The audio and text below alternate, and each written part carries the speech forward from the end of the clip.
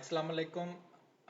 पिछले लेक्चर्स में मैंने आपको डिफरेंट सेगमेंट्स एक्सप्लेन किए कि किस तरह से हमने सिस्टम ऑफ इक्वेशंस का सलूशन करना है और फिर इनइक्वालिटीज सिस्टम ऑफ इनइक्वालिटीज का सलूशन कैसे करना है, देन उनके जो कॉर्नर पॉइंट्स हैं उनको कैसे आपने डिटरमिन करना है। तो मैंने आपको छोटे छोटे सेगमेंट्स में ये चीज़ें एक्सप्लेन की और अब सारा कुछ जो है वो हम एक कंपोनेंट में ले आएंगे।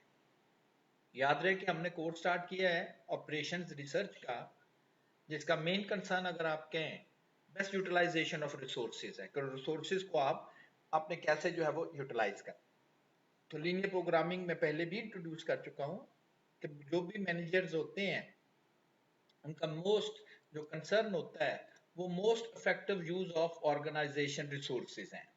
अब ऑर्गेनाइजेशन के जो रिसोर्सेज हैं वो कोई मशीनरी हो सकती है, टाइम हो सकता है, वेयर हाउस स्पेस हो सकती है, और ये जो रिसोर्सेज उन्होंने यूज करने हैं वो अपना ऑब्जेक्टिव अचीव करने के लिए, हम रूटीन में भी, मैंने पहले भी एग्जांपल दी अब फिर दे रहा हूँ, हर शख्स हर पर्सन प्लान करता है कि ये मेरे पास इतना मेरी इनकम है, इतनी मेरे पास फैसिलिटीज हैं, तो मैं ऐसे ऐसे अपने रिसोर्सेज को मैनेज करूंगा ना विद इन दैट। और मैंने एक जो चीज एक्सप्लेन की थी पहले भी, वो यही थी कि चादर दे के पैर फैलाएं, मतलब अपने रिसोर्सेज को देखते हुए आपने डिसीजन मेकिंग परफॉर्म करनी है कि कौन से रिसोर्सेज आपने किस जगह पर इनपुट करने हैं ताकि आप उससे मैक्सिमम उसका बेनिफिट जो है वो ले सकें। तो linear programming is a widely used mathematical technique design to help manager in planning, plan करना कि कैसे आपने resource and the decision making relative to the resource allocation, कि किस तरह से हमने रिसोर्सेज को एलोकेट करना है, कौन से रिसोर्सेज जो है वो किसको एलोकेट करने हैं। रिक्वायरमेंट्स एलपी की क्या है, कोई ना कोई हमारे पास ऑब्जेक्टिव फंक्शन होना चाहिए, हमारा ऑब्जेक्टिव होना चाहिए। ये नहीं कि आपने करना रिसोर्सेज एलोकेट करने हैं तो किस ऑब्जेक्टिव को अचीव करना है। या तो अगर वो प्रॉफिट या स्पेस की बात होगी तो हम मैक्सिमाइज करना चाहेंगे, कॉस्ट वगैरह की बात होगी तो हम मिनिमाइज करना चाहेंगे। आप भी अपने जब आपको एग्जाम देना हो और टाइम कम रह जाए तो कहते हैं जी कि मैंने ये भी काम करना है, अभी एग्जाम की प्रिपरेशन भी करनी है, अभी फलां असाइनमेंट भी देनी है, रहती है प्रोजेक्ट भी तैयार करना है। तो फिर आप एक बैठ के ना एक डिसीजन करते हो कि जी मुझे इस मेरे लिए ये ज्यादा इंपॉर्टेंट है, प्रोजेक्ट जो है वो ज्यादा मार्क प्रोड्यूसिंग है, तो मुझे उस पर ज्यादा टाइम सर्व करना है as compare to other one, तो आप भी रिसोर्स एलोकेशन करते हैं। प्रॉब्लम मस्ट हैव रिस्ट्रिक्शंस और द कंस्ट्रेंट्स, कोई लिमिटेशन तो होगी। जैसे आप एग्जाम देते हैं तो आपको कहा दिया जाता है जी आपने 3 घंटे से ज्यादा टाइम जो है वो अपने पेपर में सर्व नहीं करना, और बाकी सारी की सारी जो इंफॉर्मेशन है वो आपके ऊपर रिस्ट्रिक्शंस होती है, लाइक जी इसमें आप कैलकुलेटर अलाउ कर सकते हैं, तो ये आपके ऊपर रिस्ट्रिक्शन है। तो आपने जो भी अपना ऑब्जेक्टिव अचीव करना है, उसके जो भी अपने ऑब्जेक्टिव को अचीव करने के लिए परसू करना है, उसमें हमें अपनी रिस्ट्रिक्शन लिमिटेशंस का ख्याल रखना पड़ेगा। कोई कोई मेडिसिन बनानी है, उसमें कहा जाता है कि ये मेडिसिन तैयार करें सस्ती बने, लेकिन एट द सेम टाइम वो ये भी रिस्ट्रिक्शन होती है कि जी उसमें इतना इतना इंग्रेडिएंट होना चाहिए, पैकिंग ऐसी होनी चाहिए, उसके ऊपर ये चीज मेंशन होना चाहिए, वरना गवर्नमेंट जो है वो इसको फाइन करेगी। तो रिस्ट्रिक्शन जरूर इम्पोज की जाती है। There must be alternative course of action, ये ना हो कि आपके पास सिर्फ और सिर्फ एक ही चीज हो, मतलब आप कहें ये नहीं हो सकता तो दैट्स ऑल, खत्म। तो ऐसा नहीं है। Like if a company produces 3 different products, 3 किस्म के प्रोडक्ट्स बना रही है, मैनेजमेंट में use LP to decide how to allocate among them, it is limited person. उनके दरमियान ये नहीं है कि एक एक ही ऑप्शन है जी, दूसरी तो तीसरी ऑप्शन ही नहीं है, तो उनके दरमियान रिसोर्स एलोकेशन आपने कैसे करनी है। इसको लीनियर क्यों बोलते हैं? याद है कि ऐसी कोई भी स्टेटमेंट, ऐसी कोई भी इक्वेशन जिसमें जो वेरिएबल इन्वॉल्व हो, अगर उनकी पावर 1 हो तो हम उन्हें लीनियर कहते हैं।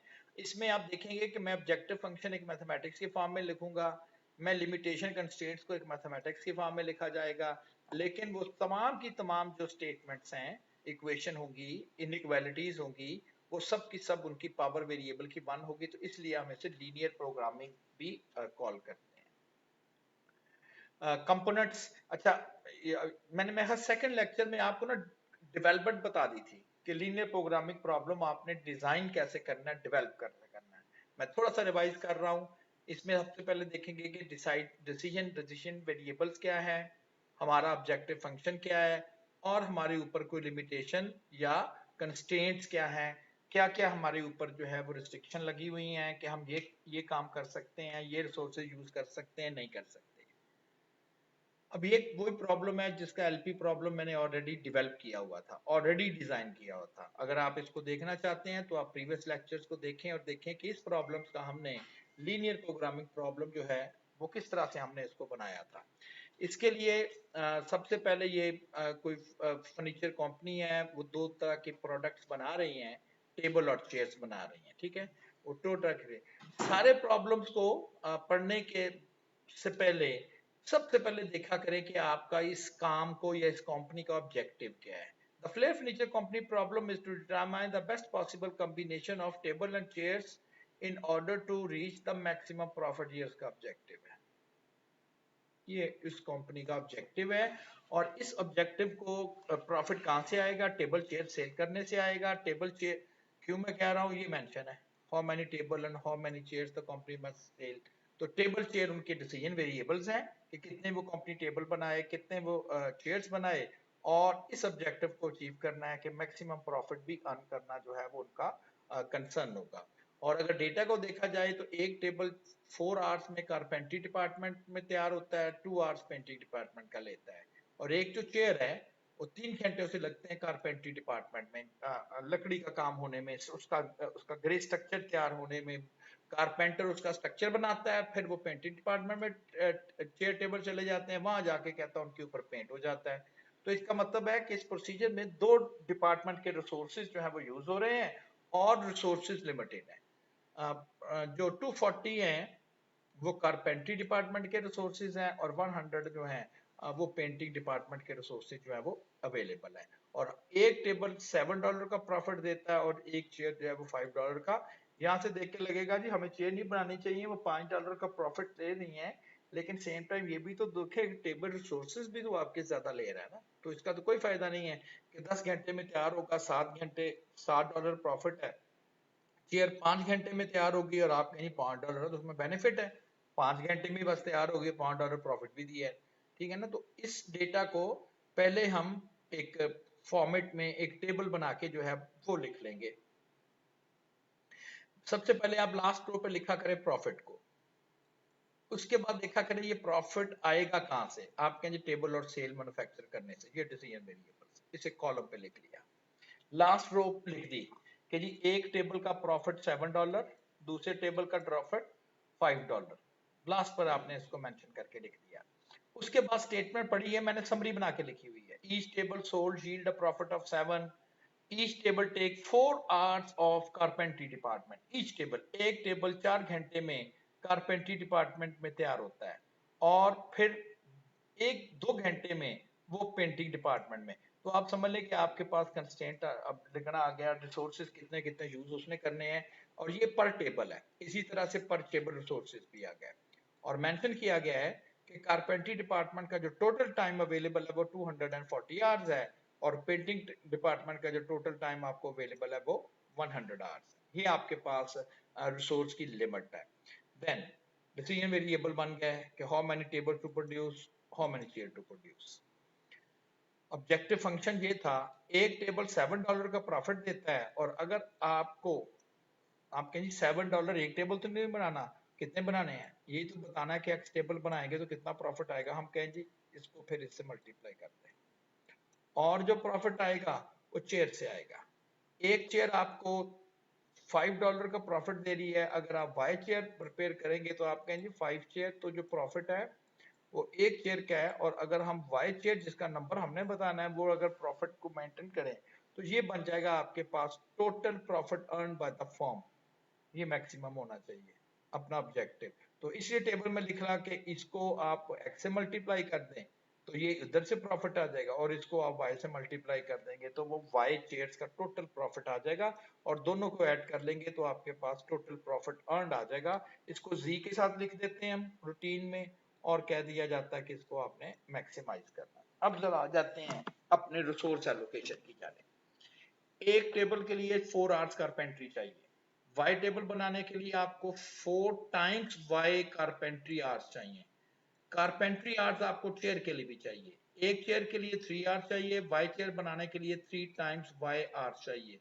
तो ये बन जाएंगे आपके total hours required from carpentry department, और वहां पर जो टाइम आपको लिमिट लगाई गई है कि 240 आवर्स से ज्यादा का टाइम उस डिपार्टमेंट में अवेलेबल नहीं है, मींस कि आप इतना टाइम यूज कर सकते हो उस डिपार्टमेंट का या उस डिपार्टमेंट से कम। तो पहला कंस्ट्रेंट बना दिया। इसी तरह से पेंटिंग कंस्ट्रेंट भी है। एक टेबल पेंट होने में 2 आवर्स लेता है, एक्स टेबल पेंट होने में 2 टाइम्स एक्स आवर्स लेंगे। आपको पेंटिंग टाइम चेयर के लिए भी चाहिए, एक चेयर 1 आवर लेती है, वाई चेयर बनाने के लिए आपको y total hours painting hours चाहिए। दोनों को ऐड करें, आप कहेंगे किसी सूरत में भी ये 100 से ज्यादा नहीं हो सकते, कम या उससे। और आखिर में जो भी आपने डिसीजन करना है उसमें एक्स वाई जो है वो should be a positive number, वो पॉजिटिव होनी चाहिए। लीनियर प्रोग्रामिंग प्रॉब्लम डेवलप हो गया। पहले भी मैंने इसको एक्सप्लेन किया था, अब फिर इसको एक्सप्लेन कर दिया कि development is the first step. अब सेकंड स्टेप है ये बताना कि जी एक्स और जैसे इक्वेशन ना, आप वर्ड प्रॉब्लम में इक्वेशन बना लेते हो फिर इक्वेशन का सोल्यूशन देते हो, अब हमने इनका सोल्यूशन करना है। सोल्यूशन करने के लिए पहले हम ग्राफिकल मेथड डिस्कस करेंगे, graphical method for the solution of the problem. आपको याद है ना ग्राफिकल मेथड एंड न्यूमेरिकल में। और ग्राफिकल मेथड में भी दो दो ऑप्शन थी, एक था कॉर्नर पॉइंट मेथड और एक था आइसो प्रॉफिट और आइसो कॉस्ट लाइन मेथड। तो देखते हैं कि किस तरह से ये चीजें जो है वो आप कैलकुलेट करेंगे। अच्छा, ये वही प्रॉब्लम है। सबसे पहला हमने ये करना है कि आपने कंस्ट्रेंट्स की लिमिटेशन की केयर करनी है। ये उसी तरह की एग्जांपल है जो मैंने दी थी, ये चादर देख के पाँव फैलाएं, तो पहले आप चादर फैलाते हैं ना, फिर अपनी वो आपकी चादर जो होती है किस्म के, वो आपके रिसोर्सेज होते हैं। आपको आइडिया हो जाता है कि जी ये वाले आपके रिसोर्सेज हैं, आपने इस लिमिट से बाहर नहीं निकलना, इससे इधर नहीं जाना, तो आपको अपनी चादर की डायरेक्शन मैं कह सकता हूँ कि आपको अब पता करनी है। तो पहले आपको कंस्ट्रेंट ड्रॉ करने हैं। दो कंस्ट्रेंट थे, एक ये वाला 4x प्लस 3y और एक ये था। और कंस्ट्रेंट ड्रॉ करके क्या है ये इनइक्वालिटीज याद आ गई कि क्यों मैंने आपको इनइक्वालिटी ड्रॉ करवाई थी। आपने इसका कॉमन सोल्यूशन स्पेस बना लेना है। ऑलरेडी हम इसकी प्रैक्टिस कर चुके हैं कि how to construct the common solution space. पहली equation 60 80 test solution true towards, तो नीचे की जाने। Second equation 50 100 test solution true, नीचे की जाने। तो येलो लाइन से भी नीचे और ग्रीन लाइन से भी नीचे। ये आपके पास कॉमन सोल्यूशन स्पेस आ गया। ये इसे हम फिजिबल सोल्यूशन स्पेस भी कह देते हैं और कॉमन सोल्यूशन स्पेस भी कह देते हैं। इससे मुराद ये है कि अगर आप इस फिजिबल रीजन से कोई भी एक्स वाई की वैल्यू लेंगे और उसको अगर आप कंस्ट्रेंट्स में इनइक्वालिटीज में रखेंगे तो इनइक्वालिटीज का वो सोल्यूशन जरूर होगा। तो इनइक्वालिटीज अब क्या है, रिसोर्सेज। सोल्यूशन से मुराद है हम विद इन रिसोर्सेज ही रहेंगे। इस पूरे रीजन से फर्ज करें आप डिसाइड कर देते हो ये वाली चीज, इसके लिए क्या है 20 टेबल और 20 चेयर। 20 टेबल और 20 चेयर बनाने के लिए आपके पास दोनों डिपार्टमेंट में टाइम अवेलेबल होगा। तो दिस इज द सोल्यूशन कि आप कहते हैं हाँ जी 20 टेबल 20 चेयर बना लें, फिक्र ना करें, रिसोर्सेज के अंदर ही रहेंगे। और अगर मैं इस पॉइंट की बात करूं तो ये 20 टेबल लेकिन 40 चेयर बनाए तो फिर भी टाइम अवेलेबल होगा, क्योंकि हम विद इन, जब तक हम कोई भी ऐसा पॉइंट जो विद इन एफ एस हो पिक करते हैं तो हम कहते हैं कि ये हमारा किसका सोल्यूशन है, अभी सिर्फ रिसोर्सेज का, ये फिजिबल सोल्यूशन स्पेस है। और अब हमारा नेक्स्ट ऑब्जेक्टिव ये है कि ऐसा सोल्यूशन इसमें से तलाश करें जो हमारे प्रॉफिट को भी मैक्सिमाइज करे। पढ़ा था ना हमने, उसमें उसने कहा था, अगर आप इसको प्रॉब्लम्स को देखें, उसने कहा था the best possible combination of table and chair, यानी कि टेबल चेयर का क्या कॉम्बिनेशन पिक करें, यानी कि 30-40 लें, 20-50 लें, 30-20 लें। क्यों, क्या करना है, in order to maximum reach the maximum profit. तो एफएस से जितने पॉइंट्स लेंगे वो आपके रिसोर्स तो उसके लिए होंगे, लेकिन सिर्फ आपने वो एक सिंगल पॉइंट एफएस में से लेना है जो कि आपके ऑब्जेक्टिव फंक्शन की वैल्यू को सबसे ज्यादा कर दे। ऑब्जेक्टिव फंक्शन क्या है, प्रॉफिट, सबसे ज्यादा कर देगा मतलब है सबसे ज्यादा प्रॉफिट, वो combination of table and chair देना है, वही आपने मैन्युफैक्चर करने हैं। अब ये बड़ा मुश्किल है कि हम कहें जी एफएस के अंदर से एक चीज ढूंढ के लानी है, एक सिंगल पॉइंट नोट करना है और वो वाला सिंगल पॉइंट नोट करना है जो ऑब्जेक्टिव फंक्शन वैल्यू को भी मैक्सिमाइज करते। मैथमेटिक्स का एक थ्योरम सेव किया, एक सॉल्व किया गया और ये आपको इस एफर्ट से बचा लिया। जस्ट लाइक ये समझ ले एक नदी है, एक दरिया है और मैं कहूँ कि वहां से एक सिंगल चीज आपने ढूंढ के लानी है जो कि आपका ऑब्जेक्टिव सॉल्व कर देगी। आप कहेंगे दरिया तो इतना बड़ा है, उसमें इतना है तो कहाँ छलांग लगा के ढूंढते रहेंगे। तो फिर एक मैथमेटिक्स के थ्योरम ने एक हेल्प की, उसने कहा जी कि अगर आपने अपना ऑब्जेक्टिव ढूंढना है तो आपको यहां से नहीं मिलेगा। तो कहते ना वो लड़का बगल में डंडोरा शहर में वो ढूंढना था, वो कहता यहाँ से नहीं मिलेगा। हम क्या, हमें तो यही लग रहा था कि इसी से मिलेगा, तो यहाँ से नहीं मिलेगा, बाउंड्री से मिलेगा। फिजिबल सॉल्यूशन स्पेस की बाउंड्री से मिलेगा, ये बाउंड्री है उसकी, ये इस बाउंड्री के ऊपर ऊपर से मिलेगा। अब क्वेश्चन ये है कि इस बाउंड्री के ऊपर कौन से कम पॉइंट है। तो एक्चुअली वो पूरा थ्योरम समझ लें क्या है। कहता है जी बाउंड्री के गिर्द गिर्द चक्कर लगाएं और कॉर्नर पॉइंट्स ढूंढें, आपको अपना ऑब्जेक्टिव किसी एक कॉर्नर पॉइंट पर मिल जाएगा। ये बात ठीक है, ना एफएस को ढूंढना है ना बाउंड्री को हमने सर्च आउट करना है, बाउंड्री के ऊपर चक्कर लगा के सिर्फ देखना है ऑब्जेक्टिव कॉर्नर पॉइंट्स कौन से हैं। कॉर्नर पॉइंट्स जहां से ऑब्जेक्ट लुक कर बिल्कुल कॉर्नर जहां से ऑब्जेक्टिव फंक्शन की वैल्यू जो है लाइन चेंज होती है, डायरेक्शन अपनी चेंज करती है, कट करता है, वहीं पर कॉर्नर बनता है। लाइक हमने इधर से अपना सफर स्टार्ट किया, यहाँ पर पहुंचे, अब ऑब्जेक्टिव फंक्शन आगे तो नहीं जा रहा, वो तो मुड़ गया यहाँ पर, तो हम यहाँ पर टर्न कर लिया, ठीक है। एंड देन हम इससे आगे नेक्स्ट टर्न किया, आप कह जी ये फिर मुड़ना पड़ा, फिर कॉर्नर आ गया।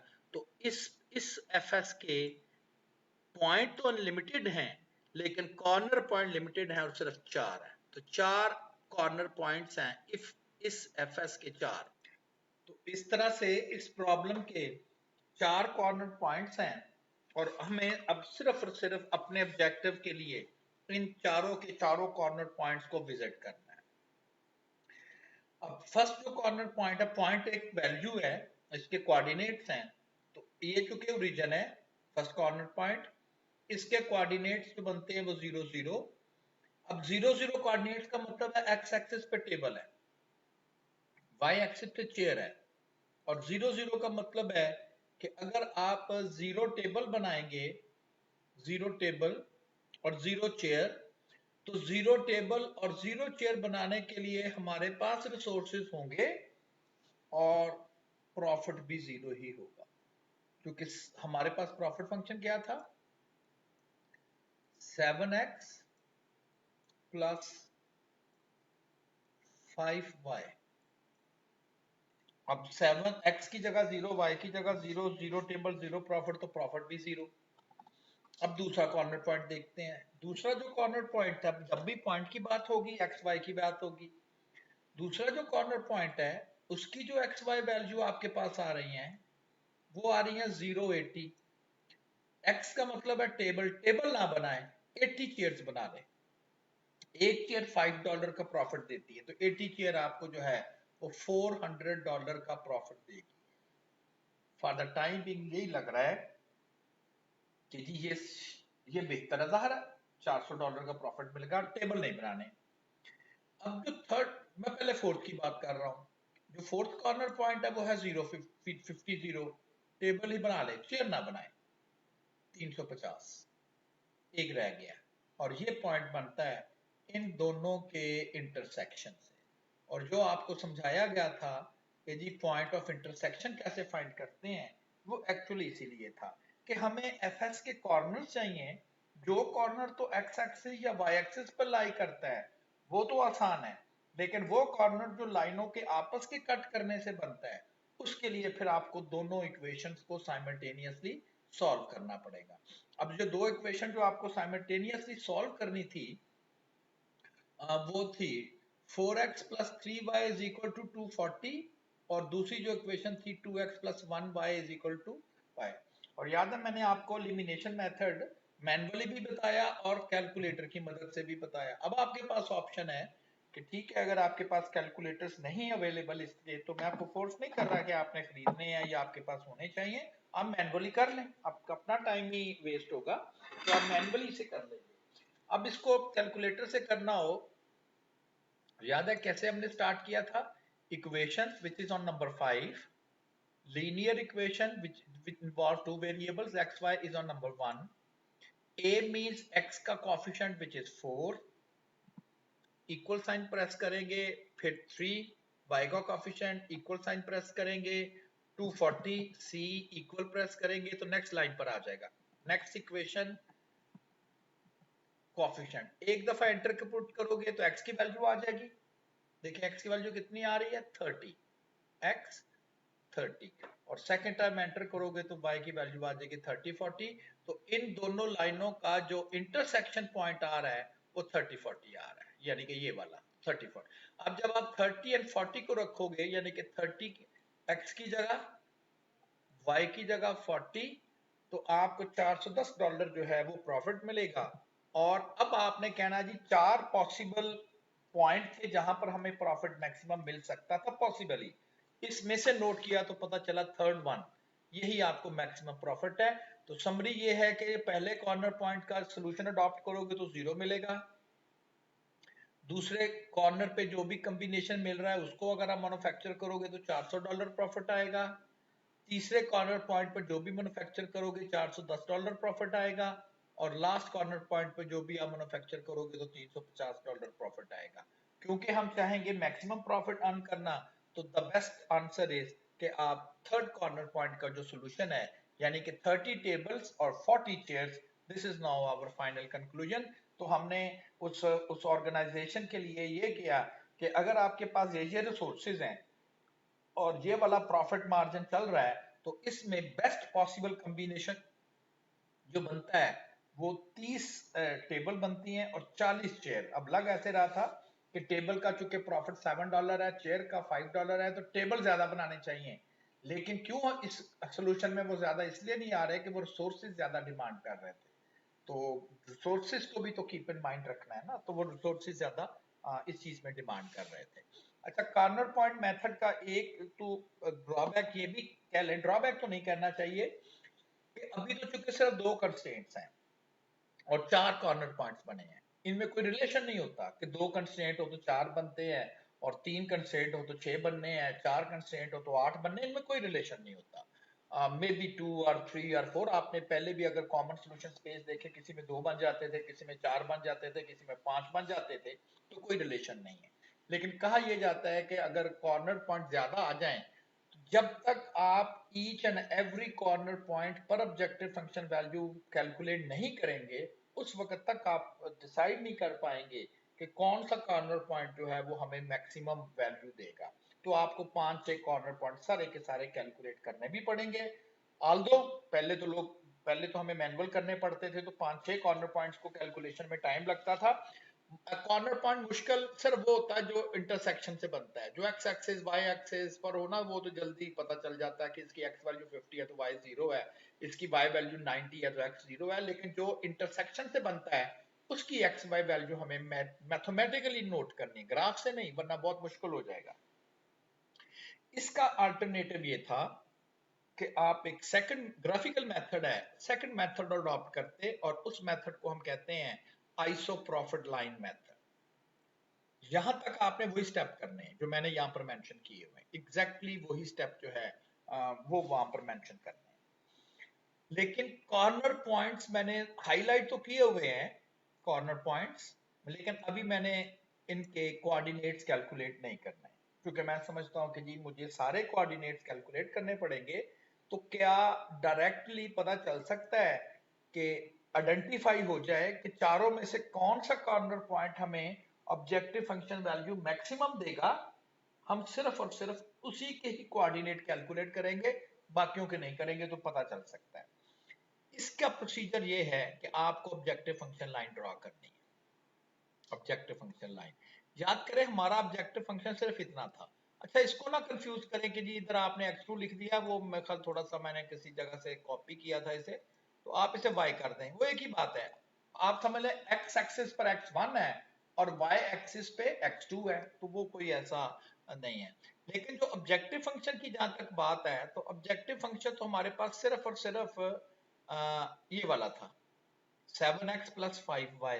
नो इक्वेशन, कोई इक्वेशन तो नहीं थी उसमें, ठीक है ना। आपके पास तो सिर्फ ये वाली थी। और जब ड्रा करनी है तो ड्रा तो इक्वेशन होती है जिसमें इक्वल साइन हो, तो इक्वल साइन तो था ही नहीं इसमें। तो आपने क्या करना है, अपनी मर्जी से with your own choice right side पे आपने कोई ना कोई वैल्यू प्लेस कर देनी है। May be 30, may be 40, may be 50, may be 100, any one. बस एक चीज की केयर करनी है, ये ना हो कि आप वैल्यू इतनी बड़ी रख दें कि जब आप लाइन ड्रा करें तो लाइन यहाँ ड्रा हो जाए ऑब्जेक्टिव फंक्शन एफ एस के बाहर। बस एफ एस के अंदर लाइन ड्रा होनी चाहिए कुछ ना कुछ पोर्शन। तो इसके लिए जितनी आप कम वैल्यू रखेंगे, जितनी कम रखेंगे उतनी ही लाइन नीचे ड्रा होगी। और आपको पता है एफ एस, यानी कि जितना आप जीरो के करीब रहेंगे ना, लाइन भी यहीं कहीं ड्रा हो जाएगी और आपका पर्पस पूरा हो जाएगा। अब लाइन ड्रा करने के लिए आपको आइडिया है, for x intercept put y zero, for y intercept put x zero. मैंने जब ये एक्स और वाई इंटरसेप्ट की वैल्यू डिटरमिन की, तो यहां से जो चीज मुझे क्लियर हुई वो ये था कि हमें वैल्यूज जो हैं एक्स इंटरसेप्ट और वाई इंटरसेप्ट, वो एक्स इंटरसेप्ट 7 राउंड अबाउट यहाँ पर, और वाई इंटरसेप्ट 5 राउंड अबाउट यहाँ पर, इन दोनों पॉइंट से गुजरती हुई हमें ऑब्जेक्टिव फंक्शन लाइन जो है वो ड्रॉ कर देनी है। ऑब्जेक्टिव फंक्शन लाइन ड्रॉ करेंगे इन दोनों पॉइंट से मैच करती हुई, ऑब्जेक्टिव फंक्शन लाइन ड्रॉ कर दी मैंने। ये जो लाइन है इसके ऊपर मैंने ऐसे जरा इंडिकेट किया हुआ कि अनलिमिटेड पॉइंट है, बिल्कुल अनलिमिटेड पॉइंट है। इस लाइन की एक्स वैल्यू और होगी, वाई वैल्यू और होगी। इस लाइन की एक्स वैल्यू कम होगी, वाई वैल्यू इसकी ज्यादा होगी। आइसो का मतलब होता है सेम, सेम प्रॉफिट। इस पूरी लाइन से कोई भी कॉम्बिनेशन एक्स वाई का ले ले, आपको प्रॉफिट सेम मिलेगा। मतलब फर्ज करें मैं आपको कहता हूं कि 2 10 टोटल 10, 4 6 टोटल 10, 1 9 टोटल 10। इसका मतलब है बहुत सारे कॉम्बिनेशन आपको सेम ही देंगे। अच्छा, अब आपने कहना है कि ओके, ये वो लाइन है जिसपे कोई भी कॉम्बिनेशन ले ले एक्स वाई का, मतलब टेबल शेयर का, प्रॉफिट आपको सेम मिलेगा। मैं मैक्सिमम नहीं कह रहा, सेम मिलेगा। अब अगर आप इस लाइन को बिल्कुल सेम डायरेक्शन में, स्लोप नहीं चेंज करनी, अगर थोड़ा सा अपवर्ड मूव कर दें, तो जो दूसरी लाइन हम बनाएंगे उस लाइन पर जितनी एक्स वाई वैल्यूज होंगी वो पहली लाइन से ज्यादा होंगी। जितनी एक्स वाई वैल्यूज होंगी वो पहली लाइन से ज्यादा होंगी। ऐसा ही है ना। तो फिर हम क्या करेंगे, हम कहेंगे कि चूंकि दूसरी लाइन से एक्स वाई वैल्यू ज्यादा आ रही है, तो फिर इस लाइन के ऊपर जो प्रॉफिट मिलेगा होगा तो वो आपस में सेम, लेकिन वो पिछली लाइन के प्रॉफिट से ज्यादा होगा क्योंकि ये लाइनें उससे ऊपर है। जितनी लाइन ऊपर होगी उतनी एक्स वाई वैल्यू ज्यादा होगी। जितनी बड़ी एक्स वाई वैल्यू आप ऑब्जेक्टिव फंक्शन में प्लेस करोगे उतना ही ज्यादा प्रॉफिट आपको वहां से मिलता जाएगा। तो अब आप कहना जी कहां तक, मैक्सिमाइजेशन में ऑब्जेक्टिव फंक्शन लाइन को आपने अपवर्ड डायरेक्शन पे मूव करना है, अपवर्ड डायरेक्शन में, ऊपर की जानिब। आपने कहना जी कहां तक मूव करना है, जहां तक वो एफ एस के अंदर ही रहे। जैसे ही वो एफ एस के बाहर जाएगा आपने स्टॉप कर देना। आपने कहना जी अब नहीं, हम इसको नेक्स्ट मूव करेंगे। अपने पेजेस पे आप क्या कर सकते हो, लाइन लगाओ, एक ऑब्जेक्टिव फंक्शन लाइन आपने लगाई, और उस लाइन को लगाने के बाद आप पैमाना रख लो, डायरेक्शन उसकी वही रखेंगे। आप डायरेक्शन चेंज कर दी तो लाइन ने निकलना किसी और जगह से बाहर था और निकल किसी और जगह से बाहर जाएगा, तो डायरेक्शन ही आपने चेंज करनी।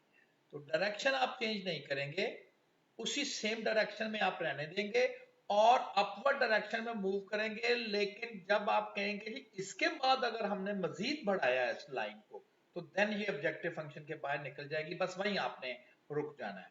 ठीक है ना। तो ये देखें कि मैं सेम डायरेक्शन पे इसको इंक्रीज कर रहा हूं, पैरेलल लाइंस, जब तक एफ एस और भी बचा है, रिसोर्सेज और भी बचे हुए, मैंने क्या और मूव कर दे।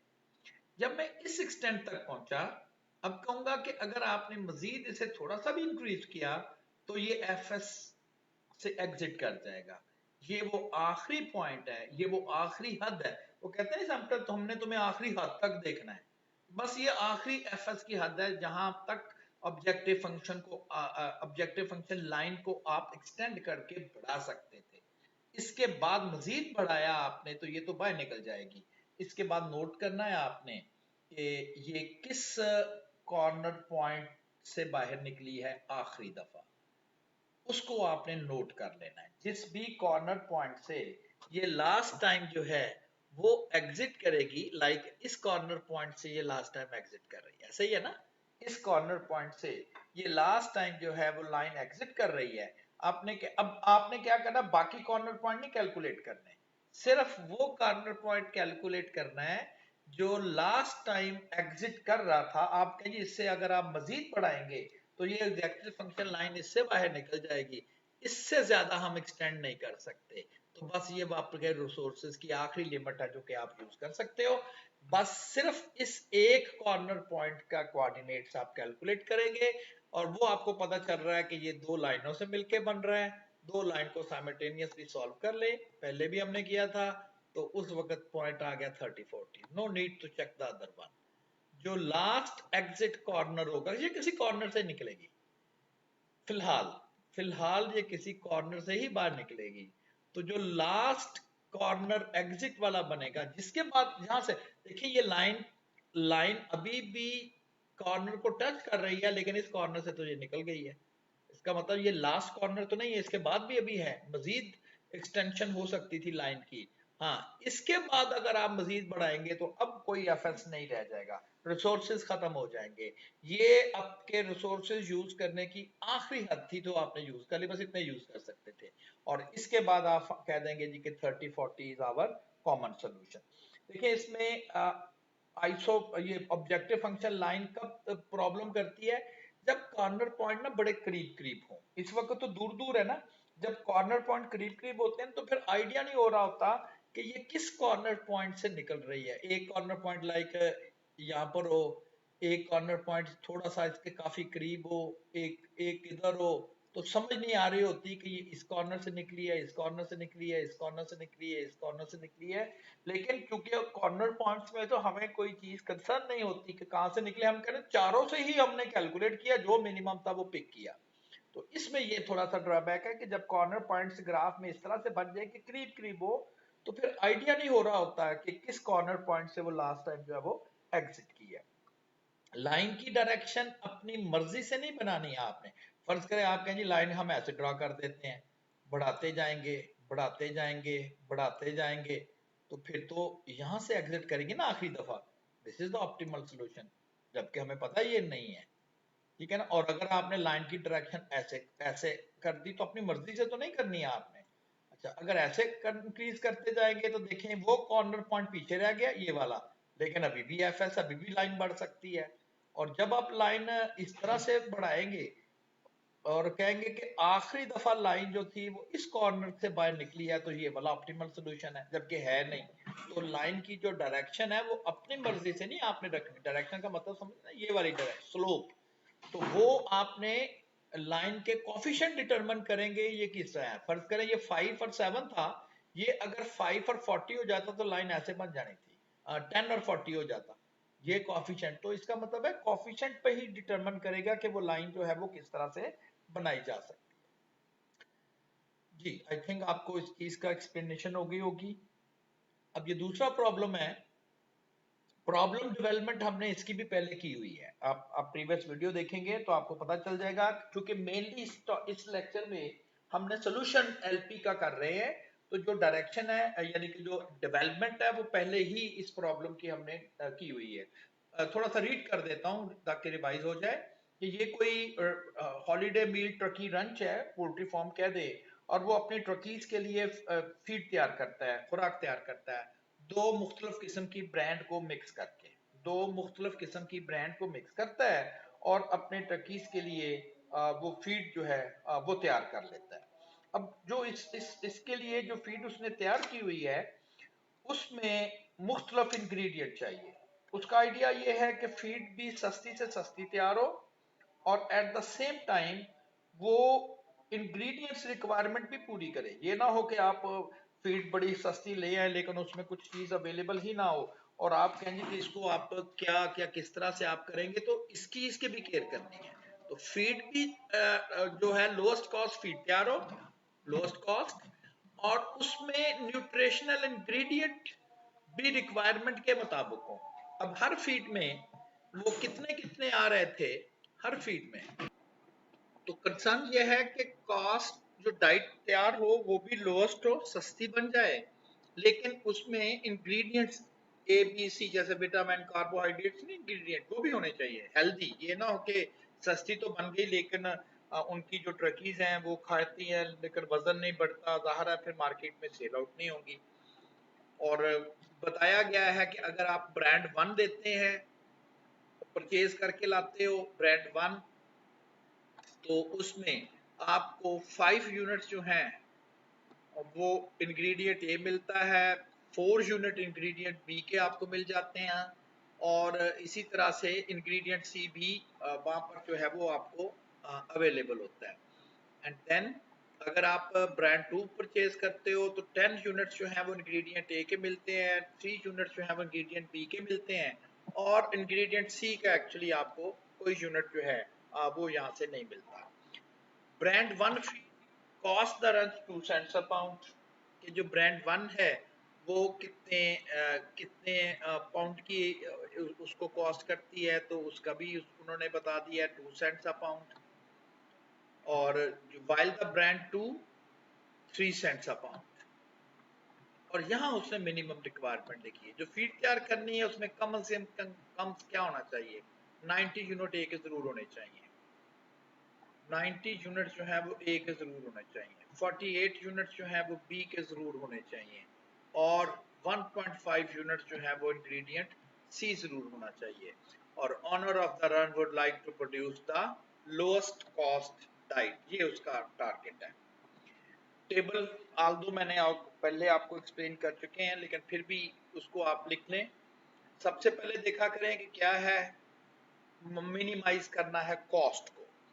कॉस्ट आप लिखेंगे, एक ब्रांड की कॉस्ट 2 सेंट्स है, दूसरे ब्रांड की कॉस्ट 3 सेंट्स है। इसके बाद आप ऑब्जेक्टिव फंक्शन लिखा करें। आपने कहा जी हमने डिसीजन करना है कि दो ब्रांड की कितनी कितनी मिकदार ला के डाइट बनाई जाए कि वो मिनिमम रिक्वायरमेंट भी पूरा करे और एट द सेम टाइम जो उनको कॉस्ट डाइट की आए वो भी कम से कम आए। अब यहाँ पर मेंशन है कि अगर आप ब्रांड वन का 1 पाउंड खरीदते हो बाय वेट तो आपको ए के 5 यूनिट मिलेंगे। ब्रांड टू में भी ये मौजूद है लेकिन वहां डबल मिकदार में है, वहां 10 यूनिट मिलेंगे। ब्रांड वन में बी इंग्रेडिएंट भी है 4 यूनिट, और ब्रांड टू में बी यूनिट थोड़ा कम है 3 यूनिट। ब्रांड वन में सी भी है 0.5 यूनिट हाफ, लेकिन ब्रांड टू में सी बिल्कुल नहीं है, वो आपको वहां से अवेलेबल ही नहीं है। और जो रिक्वायरमेंट है डाइट की वो 90 यूनिट ए के होने चाहिए, 48 यूनिट बी के होने चाहिए, 1.5 यूनिट जो है वो सी के होने चाहिए। इस बेस पे अब अगर आप लास्ट रो को देखें तो ये आपके पास आ जाएंगे objective decision variables. 1 pound 2 cent का आता है तो x पाउंड खरीद रहे हैं, 2 टाइम्स x सेंट के आएंगे। 1 पाउंड y का आता है 3 का, और हमने खरीदना है y, इसलिए मैं कहा कि टेबल में रखेंगे ना जस्ट मल्टीप्लाई करना कंसर्न रह जाएगा। ये आपके पास आ गए। अब ए कम से कम 90 जरूर होना चाहिए उस डाइट में, वो कैसे, ब्रांड वन का एक खरीदेंगे तो आपको 5 यूनिट ए के मिल जाएंगे, लेकिन अगर आप x ग्राम x पाउंड खरीदेंगे तो आपको 5 टाइम्स x यूनिट मिलेंगे ए के ब्रांड वन से। अब आपने फीड में ब्रांड टू भी डाली हुई है तो वो भी उसकी जानिब से भी इंग्रेडिएंट ए आएगा, 10 यूनिट आएंगे इंग्रेडिएंट ए के 1 ग्राम में। लेकिन अगर आपने वाई यूज किए हुए हैं, वाई पाउंड यूज किए हैं तो 10 टाइम्स वाई, अगर 2 पाउंड है तो 20, 3 है तो 30, ये सब मिलके कम से कम 90 होने चाहिए। तो एटलीस्ट 90 का मतलब है 90 और more than that, not less, more than that. कम से कम 30 या 30 से ज्यादा, कम से कम 90 या 90 से ज्यादा। तो फिर सिंपल हम यूज करेंगे ग्रेटर देन और इक्वल टू 90, ग्रेटर देन और इक्वल टू 90। और अब बाकी भी सारे उसी तरह से ही हम लोग बना देंगे, क्योंकि हमने एक प्रॉपर वे से टेबल में लिखा हुआ है। तो मल्टीप्लाई करते जाए तो नेक्स्ट नेक्स्ट सारे कंस्ट्रेंट्स बन जाएंगे। 4x 3y greater than equal to 48, 1/2x, y इसलिए नहीं है कि उसमें y 0 है, c में y में जो है वो c इंग्रेडिएंट तो है ही नहीं, लेकिन एटलीस्ट है ना मिनिमम रिक्वायरमेंट 1.5, तो मिनिमम रिक्वायरमेंट 1.5 का मतलब इतनी, लेकिन इससे भी ज्यादा हो तो दैट्स बेटर फॉर डाइट। अब हमने इसका सोल्यूशन करना है। सोल्यूशन करने के लिए आपको पहले कॉमन सोल्यूशन स्पेस ढूंढनी है, यानी कि आपने ये कहना है कि सबसे पहले ये तो देखें कि वो कौन सी ऐसा सोल्यूशन है जो हमारी इस लिमिटेशन के अकॉर्डिंगली है, यानी कि कौन सी ऐसी पॉसिबल कॉम्बिनेशन है ब्रांड का जो कम से कम 90 भी दे, 48 भी दे और 1.5 भी दे। पहले तो हमें वो कॉम्बिनेशन ढूंढना है, फिर कहेंगे ये सारे वो कॉम्बिनेशन है जो कि रिक्वायरमेंट के मुताबिक है, लेकिन इसमें से एक कॉम्बिनेशन ऐसा है जिससे कॉस्ट भी कम आती है, तो देन उसी कॉम्बिनेशन को जो है वो हम अपने लिए as an objective function value pick कर लेंगे। अब कॉमन सॉल्यूशन स्पेस अगर आप रिकॉल करें इसी प्रॉब्लम को, तो मैंने ऑलरेडी आपको डेवलपमेंट जब सारी सॉल्यूशन स्पेस मैंने एक दफा बताई थी, उस वक्त मैंने आपको ये चीज एक्सप्लेन की थी। मैं जरा सिर्फ उसको लेकर आना चाहता हूँ। ये वाली है, नहीं ये नहीं है, बल्कि this one, common solution space. उस वक्त मैंने सिर्फ इसका आपको लेके ना, और ये नहीं बताया था कि ये क्या चीजें एक्स क्या वाई का, बस कह दिया कि आप इसका कॉमन सॉल्यूशन स्पेस बनाना था। और याद है आपको स्टेप्स के पहला ये बनाया, फिर डायरेक्शन डाउनवर्ड की, अपवर्ड टू ग्रेटर देन है, फिर दूसरा बनाया डायरेक्शन नोट की। डायरेक्शन कैसे नोट करते हैं? Take a test point as a solution, put the value into equality, if it is satisfied towards the test point, it is not satisfied away from the test point। और तीसरा constraint ये वाला, और उसके बाद common solution space हमने याद करें फाइंड किया था, ठीक है ना, फाइंड किया था। अगर आप यहां से कॉर्नर पॉइंट आइडेंटिफाई करने की बात करें तो ये कॉर्नर पॉइंट नहीं है, यानी कि जो इसमें कितने कॉर्नर पॉइंट्स आ रहे हैं, इसमें 3 कॉर्नर पॉइंट्स आ रहे हैं। एक ये आ रहा है, एक इनके कट करने से आ रहा है, और एक कॉर्नर ये आ रहा है। ये कॉर्नर नहीं है, आप कहें ये भी तो कॉर्नर है। एक्चुअली ग्राफ यहाँ पर चलता जा रहा है ना, लाइन चलती जा रही है, वो ज़ाहिर है कि मुझे किसी लिमिट तक तो क्रॉस करना था, और ये लाइन भी चलती जा रही है। तो इसे हम कहते हैं अनबाउंडेड सॉल्यूशन स्पेस। अनबाउंडेड, ये अनबाउंडेड है, ठीक है ना, अनबाउंडेड सॉल्यूशन स्पेस है। कॉर्नर पॉइंट इसके 3 है। अब हमें कोऑर्डिनेट्स भी चाहिए होते हैं, तो नोट करेंगे कि ये वाला जो कॉर्नर पॉइंट है ये किन किन 2 लाइनों से कट करने से बना। एक तो ये लाइन है, ये वाली लास्ट, दिस वन, और एक आई थिंक सो कि ये वाली लाइन है।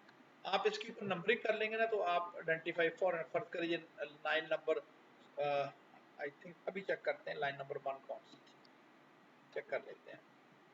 ये ग्रीन नंबर लाइन 1 थी, ठीक है ना, नंबर लाइन 1 इज ग्रीन। तो ये नंबर 1 लाइन थी ग्रीन, येलो जो थी वो 2 कंस्टेंट की थी, और ये जो थी वो 3 कंस्टेंट की।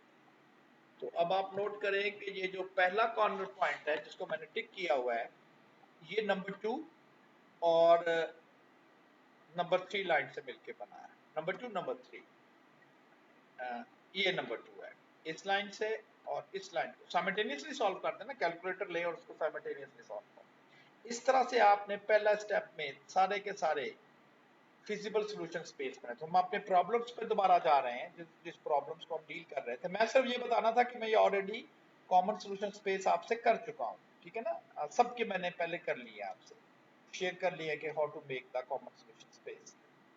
जी, तो प्रॉब्लम ये था हमारे पास, ये तो कर लिया, हाँ ये वाला था, ये कॉमन सॉल्यूशन स्पेस। अब वही मैंने इसको जो है वो डायरेक्टली लिखा हुआ है, तो कॉमन सॉल्यूशन स्पेस जो है वो बना हुआ सारे में। ये कॉमन सॉल्यूशन स्पेस है। 3 कॉर्नर है, ए, दूसरा कॉर्नर बी, और तीसरा कॉर्नर इसका आ गया सी। तीनों कॉर्नर्स पे ऑब्जेक्टिव फंक्शन वैल्यू नोट की। ऑब्जेक्टिव फंक्शन क्या था? 2x + 3y। तीनों कॉर्नर्स की वैल्यूज को जब आपने नोट किया है,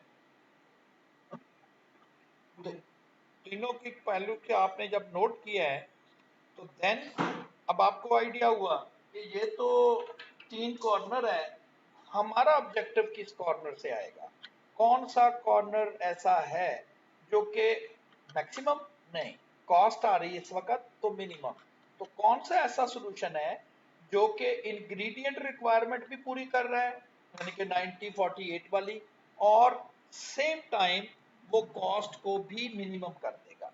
तो तीनों कॉर्नर पॉइंट की वैल्यू टर्न बाय टर्न आप ऑब्जेक्टिव फंक्शन में रखेंगे, और वो वाला ऑब्जेक्टिव फंक्शन वैल्यू जो सबसे कम आएगी उसको हम कह देंगे कि ये हमारे पास हम कॉस्ट है, जो कि कॉस्ट की बात हो रही है, तो this is our final decision कि हम ये करेंगे।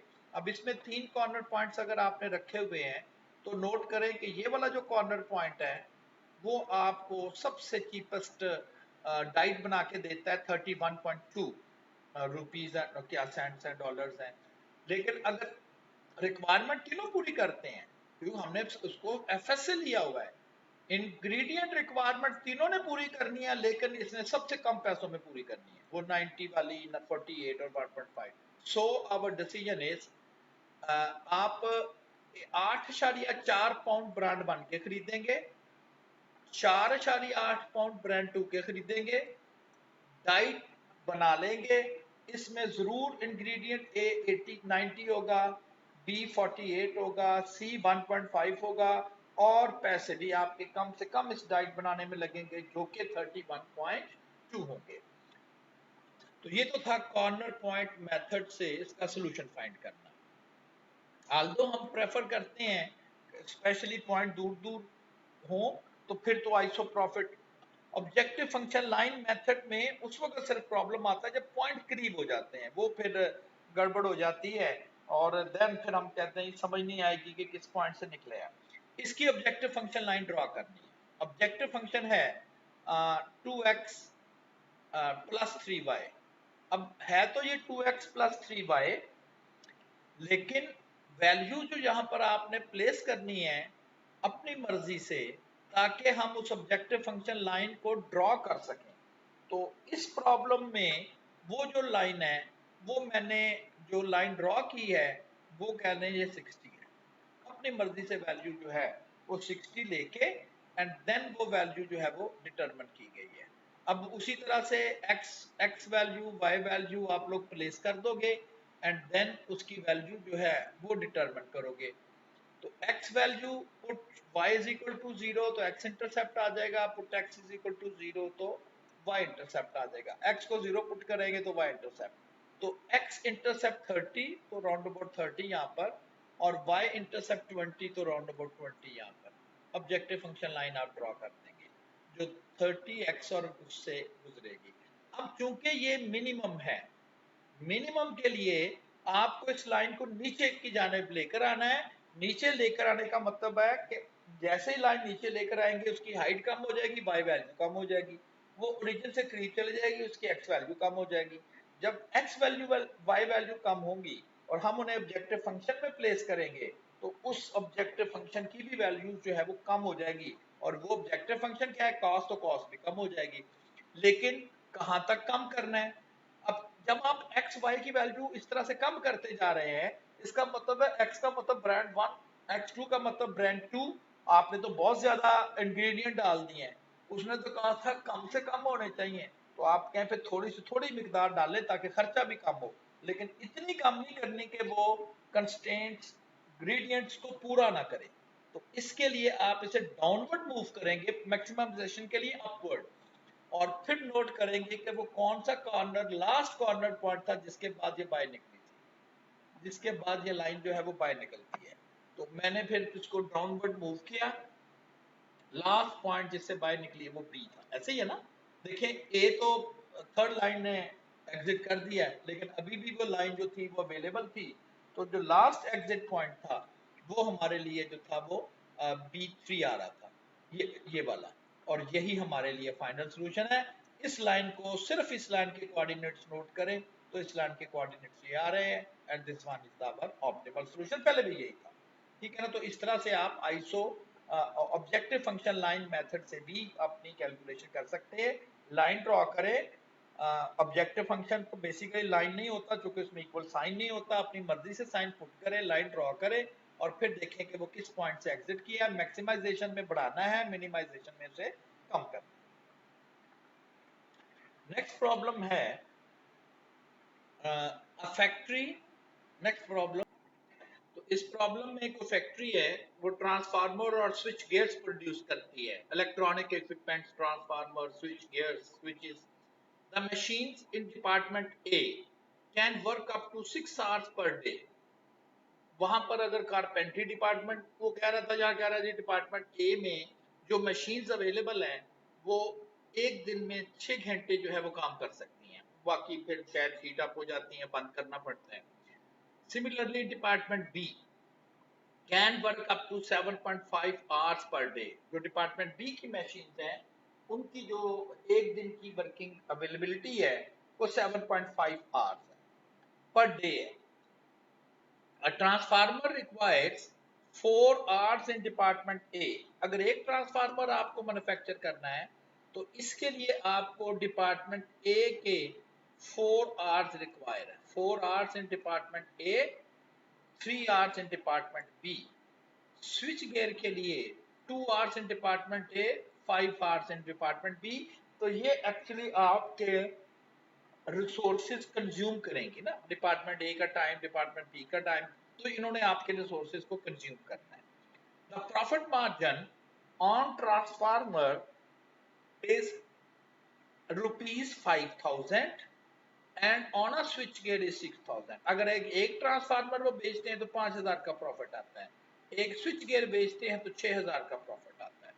How many transformer and switch gears may be produced to maximize the profit in a month having 20 working days। कहता है उनके पास एक महीने में 20 दिन काम होता है, यानी कि 2 दिन ऑफ होती है, 5 दिन एक वीक में, 4 वीक, 5, 20 दिन काम होता है, उनकी फैक्ट्री खुली रहती है और हर रोज उनके पास जो रिसोर्सेज अवेलेबल है वो ए में 6 आवर्स हैं और बी में 7.5 आवर्स हैं। अगर आप इस टेबल को बना के लिखें तो सबसे पहले तो आपको ये चीज नोट होगी कि आपने मैक्सिमम प्रॉफिट फाइंड करना है। प्रॉफिट किससे आना है? यहां से पता चल रहा है how many transformers and switch gears may be produced। इसका मतलब है ये हमारे ऑब्जेक्टिव अपने डिसीजन वेरिएबल्स होंगे। तो टेबल कंस्ट्रक्ट किया मैंने, प्रॉफिट करना था, मुझे आइडिया हो गया डिसीजन वेरिएबल्स कौन से हैं और फिर हर डिसीजन वेरिएबल्स के ऊपर क्या क्या रिस्ट्रिक्शंस हैं। तो इसने 4 आवर्स कंज्यूम करने हैं ए में और 3 आवर्स कंज्यूम करने बी के। इस स्विच गियर ने 2 आवर्स कंज्यूम करने एक डिपार्टमेंट के और 5 घंटे यूज करेगा वो बी डिपार्टमेंट के। यहां पर मैंने टोटल अवेलेबल रिसोर्सेज लिख दिए। हम इससे किसी सूरत में भी ज्यादा नहीं यूज कर सकते। ये टाइम है ना डिपार्टमेंट ए का टाइम, डिपार्टमेंट ए का टोटल टाइम जो अवेलेबल है 120, डिपार्टमेंट बी का जो टोटल टाइम अवेलेबल है वो है 150। डिपार्टमेंट ए का टोटल टाइम तो 6 आवर्स लिखा हुआ है, मैंने लिखा हुआ है 120 घंटे यूज कर सकते हैं। 6 आवर्स एक दिन में, आपके पास 20 वर्किंग डेज भी तो है ना, यहाँ पर मेंशन है, यहाँ पर 6 hours in a one day but you have 20 days for production। तो इसका मतलब है कि 6 into 20 120, तो आपको 120 घंटे टोटल टाइम अवेलेबल है। पूरे मंथ में आपने प्रोडक्शन करनी है ना, तो आप तो एक दिन में 6 घंटे, 20 दिन भी तो है, तो टोटल आपके पास जो है वो इतने आवर्स अवेलेबल है। सिमिलरली ये 7.5 एक दिन के आपके पास मशीन आवर्स अवेलेबल है और 20 दिन भी आपके पास है। ये आपके पास रिसोर्सेज होता है। अब आपने डिसीजन वेरिएबल्स का आइडिया हो गया, ऑब्जेक्टिव फंक्शन हमने बना लिया और कंस्ट्रेंट कैसे, 4x plus 2y should be less than or equal to 120, 3x plus 5y should be equal less than or equal to 150 और एक नॉन नेगेटिव कंस्ट्रेंट। अब चूंकि आप लोग फेमिलियर हैं प्रोसीजर से कि किस तरह से आपने फिजिबल सॉल्यूशन स्पेस बनाना है, कॉमन सॉल्यूशन स्पेस बनाना है, जिसका मतलब है कि ये वो सारे सॉल्यूशंस हैं, कोई एक आध नहीं, ये वो सारे सॉल्यूशंस हैं जो कि उन इनइक्वालिटीज के अकॉर्डिंगली हैं। यानी कि अगर आप इतने इतने ट्रांसफार्मर और स्विच गियर बनाओगे तो दोनों डिपार्टमेंट में आपको मैन्युफैक्चरिंग के लिए टाइम अवेलेबल होगा। प्रॉफिट कितना होगा कहते हैं ये पता नहीं। हम कहते हैं जी हमें इस पे सारे सोल्यूशन नहीं, सिर्फ वो वाहद सोल्यूशन चाहिए जो कि हमें प्रॉफिट भी मैक्सिमाइज करके दे। पहले तो हमें बनाना है feasible solution space, common solution space, उसके ऑब्जेक्टिव, उसके कॉर्नर पॉइंट्स। और इस वक्त इसके जो कॉर्नर पॉइंट्स हैं वो अगर आप नोट करें तो इसके 4 कॉर्नर पॉइंट्स आ रहे हैं। एक ये कॉर्नर आ रहा है, एक ये कॉर्नर आ रहा है, एक ये कॉर्नर आ रहा है और एक कॉर्नर पॉइंट ये आ रहा है। तो इसके भी 4 ही हैं। वो मैंने 4 कॉर्नर पॉइंट जो है वो लिख दिए। हर कॉर्नर पॉइंट्स के ऊपर ऑब्जेक्टिव फंक्शन वैल्यू लिख दी। और ये वाला जो कॉर्नर पॉइंट है इसकी जो ऑब्जेक्टिव फंक्शन वैल्यूज है वो सबसे ज्यादा हाई आ रही है।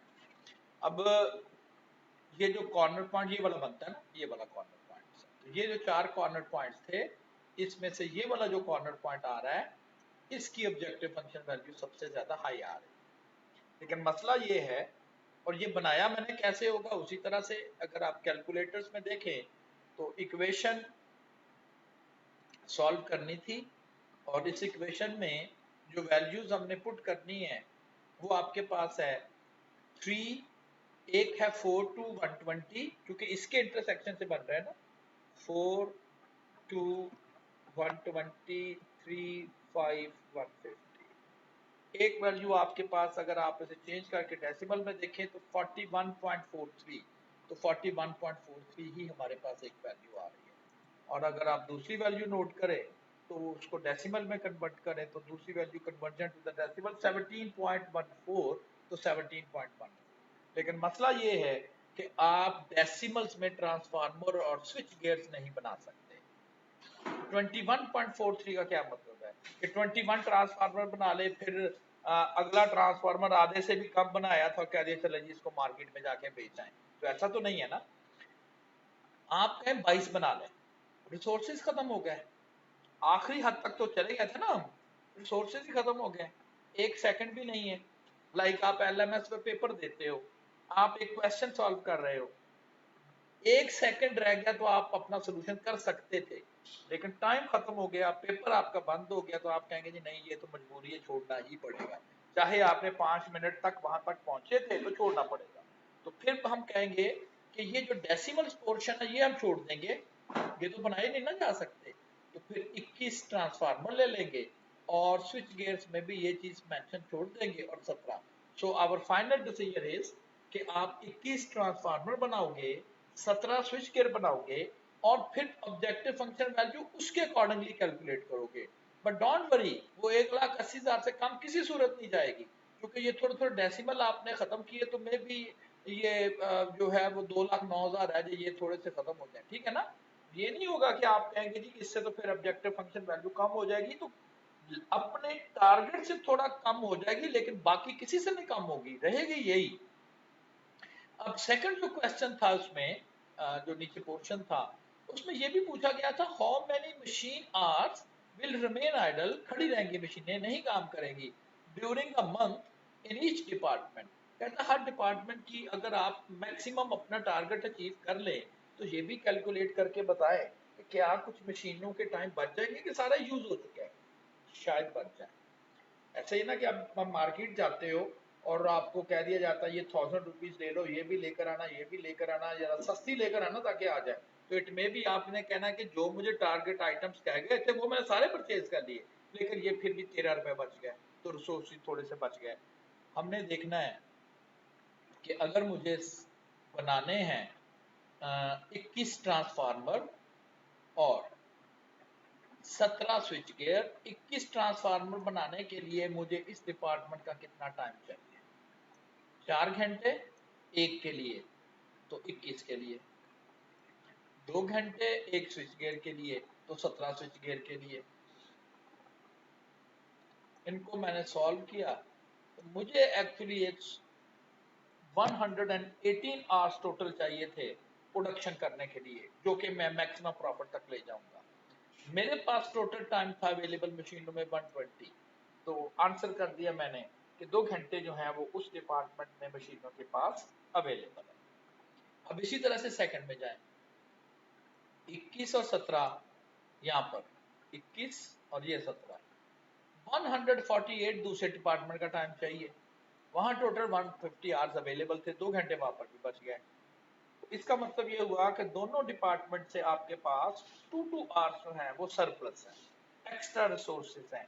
प्रोडक्शन मैक्सिमम अपना टारगेट अचीव कर भी लिया है, अब भी ये रिसोर्सेज हमारे पास बचे हुए हैं।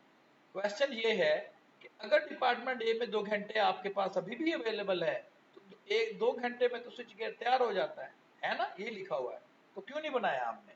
मसला ये है कि स्विच गियर सिर्फ डिपार्टमेंट ए में नहीं बनना, वहां तो सिर्फ आप समझ लो उसकी बॉडी वगैरह बननी है, उसने डिपार्टमेंट बी में भी आना फिनिश होने के लिए, वहां स्विच गियर को फिनिश होने में 5 घंटे लगते हैं, तो वहां तो अवेलेबल ही टाइम 2 घंटे है, तो वो तो नहीं तैयार होगा, ठीक है ना। इसलिए हम कहेंगे कि लिटिल बिट रिसोर्सेज दोनों डिपार्टमेंट में जो है वो हमारे पास सरप्लस है, ठीक है जी। अब लास्ट क्वेश्चन है, अच्छा इन तमाम क्वेश्चन के ना कॉमन सॉल्यूशन स्पेस बनाना, ये सबसे समझ लें बिग पोर्शन है, फिर कॉर्नर पॉइंट फाइंड कर लेना और उसके बाद ऑब्जेक्टिव वैल्यू फाइंड देख के ये बताना कौन सी ज्यादा है कौन सी कम है। आप जरा स्टेटमेंट को पढ़ेंगे और फिर देखते हैं कि आप किस तरह से इसे सॉल्व करते हैं जी। तो एक कोई फार्मास्यूटिकल कंपनी है मेडिसिन बनाने वाली, उन्होंने एक हर्बल फार्मूला बनाया, मेडिसिन बनानी है, हर्बल मेडिसिन बनानी है, और उस मेडिसिन को बनाने के लिए उसे 2 प्रोडक्ट्स चाहिए, जड़ी बूटियां कह लें, हर्ब्स कह लें।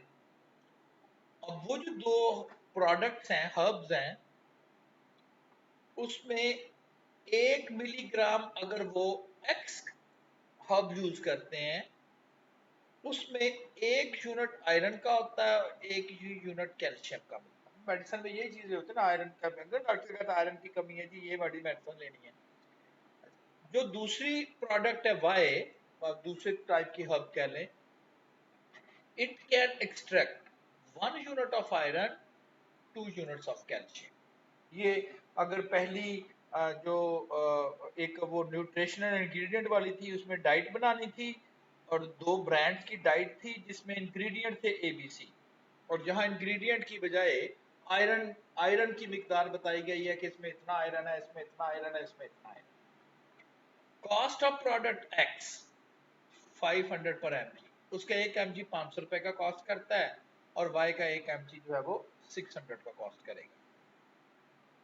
Each tablet of the medicine is required to contain, अब जो उन्होंने मेडिसिन तैयार करनी है वहां पर कितना आयरन और कितना कैल्शियम होना चाहिए। 5 to 7 units of iron, 5 to 7, 5 to 7 का मतलब है कि आयरन की मिकदार मेडिसिन में 5 से ज्यादा होनी चाहिए। फर्ज कर ये आयरन है, मैं आई से लिख लेता हूँ, लेकिन किसी सूरत में भी 7 से ज्यादा नहीं होनी चाहिए। इसका मतलब है बिटवीन, कहते ना यार 5 कब माना, 5 से 7 के दरमियान आ जाना, 5 से 7, तो उसका मतलब उसके दरमियान में आप कहीं कह रहे हैं ना, शामिल भी कर लें, ये एक्चुअली कह रहा है। और इसी तरह से जो कैल्शियम होना चाहिए वो 8 से किसी सूरत में कम नहीं होना चाहिए, लेकिन बहुत ज्यादा भी नहीं होना चाहिए।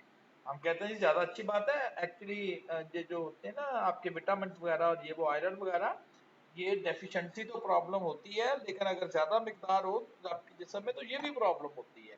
जैसे वो ब्लड प्रेशर है वो 80 से कम नहीं होना चाहिए, मतलब 120 से कम ज्यादा नहीं होना चाहिए, तो 180 से भी तो कम नहीं ना होना चाहिए। आपने कहा 120 से बस कम, जितना कम उतना बेहतर, तो ऐसा नहीं है।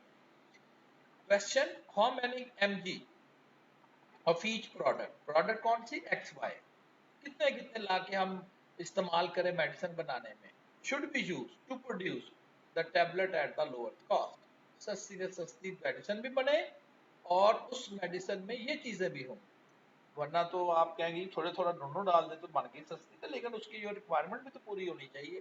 तो पहले आप टेबल बना लेंगे, आयरन, कैल्शियम, डिसीजन वेरिएबल, और उसके नीचे लिख लिया कि कौन कौन सी ये चीजें आएंगी, और यहाँ पर मैंने मेंशन कर दिया कि ये जो आयरन टोटल है, लिमिटेशन यहाँ लिखी हुई है कि फ्रॉम 5 to 7, ये 8 to 10,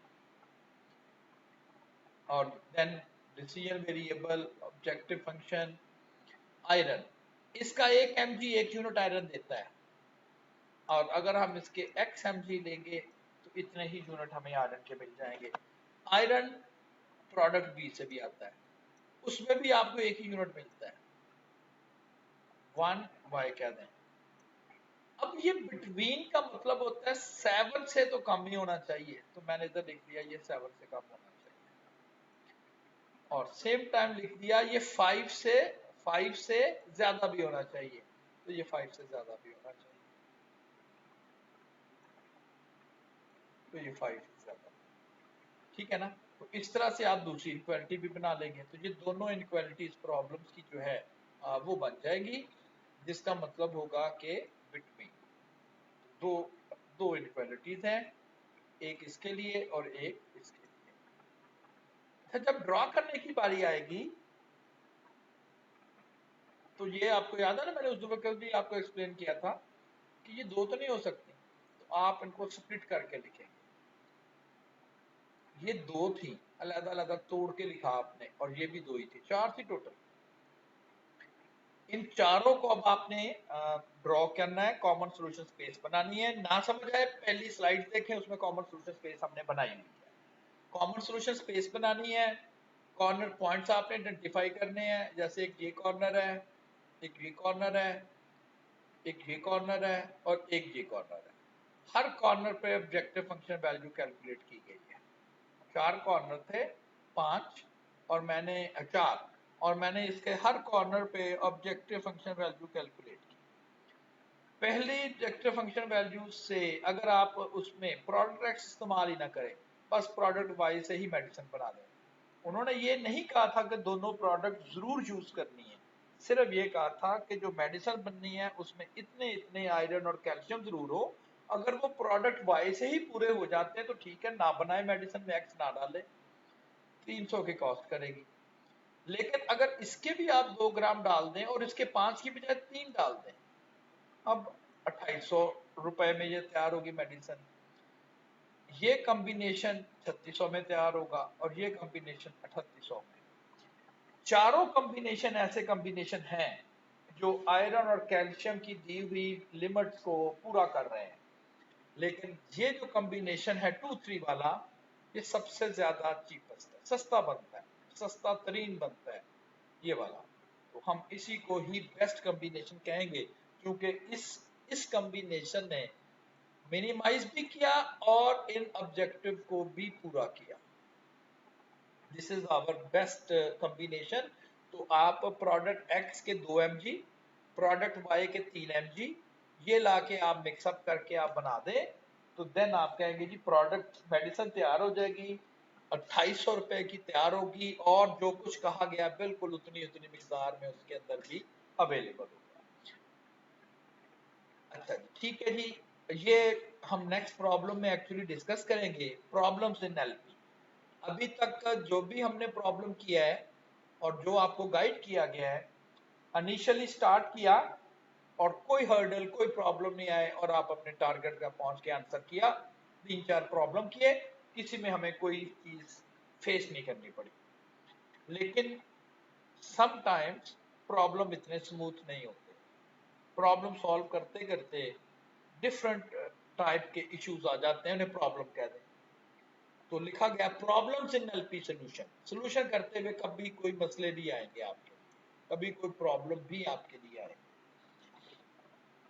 लाइक ऐसे एक छोटी सी एग्जांपल कर रहा हूं। अगर लिखा हुआ हो 4x plus 5y is equal to 10, 8x plus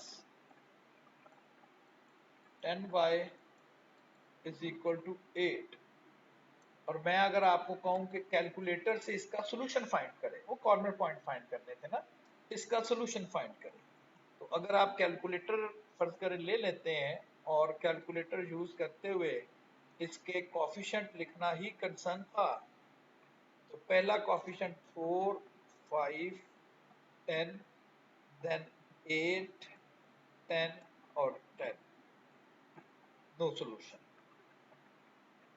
elimination method, solution नहीं आ रहा, ठीक है ना। तो इस तरह के प्रॉब्लम हमें फेस करने पड़ेंगे। लाइक पहला प्रॉब्लम इनफेजिबल सॉल्यूशन, दूसरा problem more than one solution, तीसरा प्रॉब्लम रिडंडेंट कंस्ट्रेंट, चौथा प्रॉब्लम अनबाउंडेड सॉल्यूशन। तो ये हमारा नेक्स्ट टारगेट होगा कि ग्राफिकली अगर हम अपना प्रॉब्लम सॉल्व कर रहे हैं एलपी, तो प्रॉब्लम सॉल्व करते करते कुछ स्टेज पे जाके हमें ये प्रॉब्लम फेस करना पड़ सकता है। तो कैसे है, अब ये समझ लें पहले हमने दौड़ लगाई, साफ मैदान था, कोई हर्डल नहीं थी, बड़े आराम से टारगेट पे पहुंचे। और इसमें क्या हो रहा है जी, रास्ते में कीचड़ है, वो होती नहीं है वो क्या, रुकावटों वाली दौड़, हर्डल्स रेस के ऊपर उन्होंने जंप लगा लगा के पहुंचना होता है, कभी इधर से मसले आ जाते हैं। तो ये कुछ ऐसे ही करेंगे। तो ये हमारा नेक्स्ट लेक्चर होगा कि ये 4 प्रॉब्लम है क्या, और किस किस स्टेज पे ये प्रॉब्लम आ सकते हैं, और अगर इनको सोल्यूशन रिक्वायर है तो उनका क्या सोल्यूशन है। ठीक है जी, थैंक यू वेरी मच।